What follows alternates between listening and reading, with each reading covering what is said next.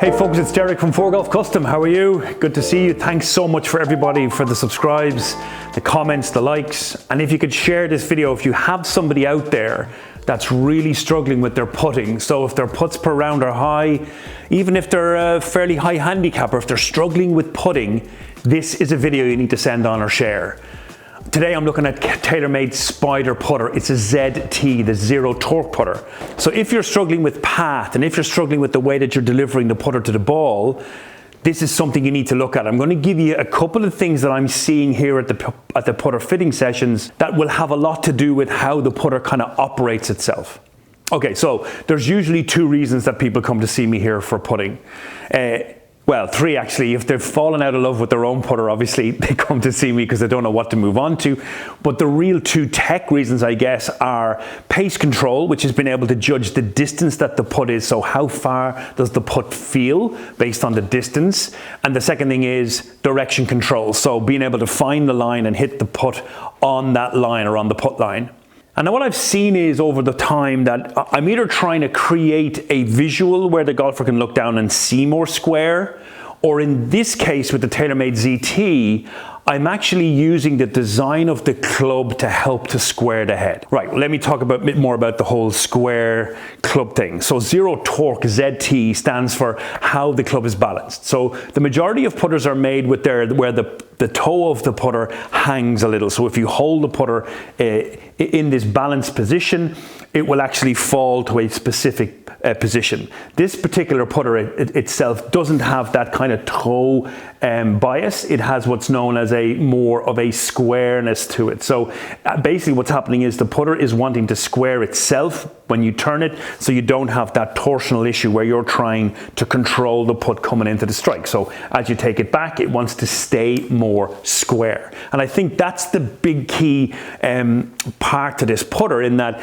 it wants to sort of swing on the path that the putt is basically on.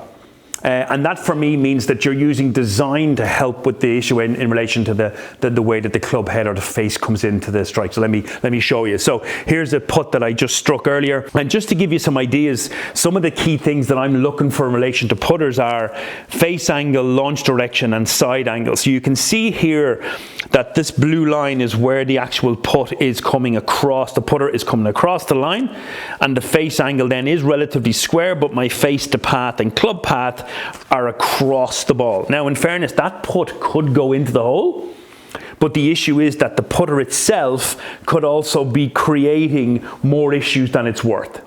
So really what you're looking at here is, how do we use design in this particular putter whereby it wants to stay more square? And then what the engineers have done in TaylorMade is they've used different metals to create what's known as a higher moment of inertia. Now, MOI, or moment of inertia, is the ability for the putter to stay square based on how it's weighted. And this particular putter is fantastic in that even though it has a center shafted design, it still has weights on the back of the putter, on the bottom of the putter, and weights of these actual different metals that create this sort of perfect balance. And this is a really important thing. That balance in the way that the club head operates is designed to swing more squarely. And I think this is where this putter wins for me. If I get these path issues in relation to the club, then I'm using design to help square the putter. Okay, a couple of other things that I'm always looking at as well. When I'm doing putter fittings, the length of the putter. And this is important, that when the putter the golfer is set up, that the length of the putter is set in a certain way that their eye line is as close to over the top of the ball as possible. Now I have had situations where the eye line's a little behind, but what happens is if your eye line isn't as close to the ball as possible or on the putt line, your hands don't know where to follow because your eyes determine where that line is. So when you're getting your putter built, do not just grab one off the shelf, walk away, hope that it'll work perfectly. You have to make sure that the length of the putter is built based on your posture and your size. This is really important. The other thing then is, if you buy the putter and you go home and suddenly realize, oh, the length of the putter isn't right, and you go chopping length off the putter, please don't do this. You're going to affect the weight of the head, and this is going to have a dramatic effect on the pace control. So you have to get the putter weighted if it goes shorter, and then if you go longer, you have to weight it as well. Otherwise, the club head gets too heavy and it can create almost like a sledgehammer effect.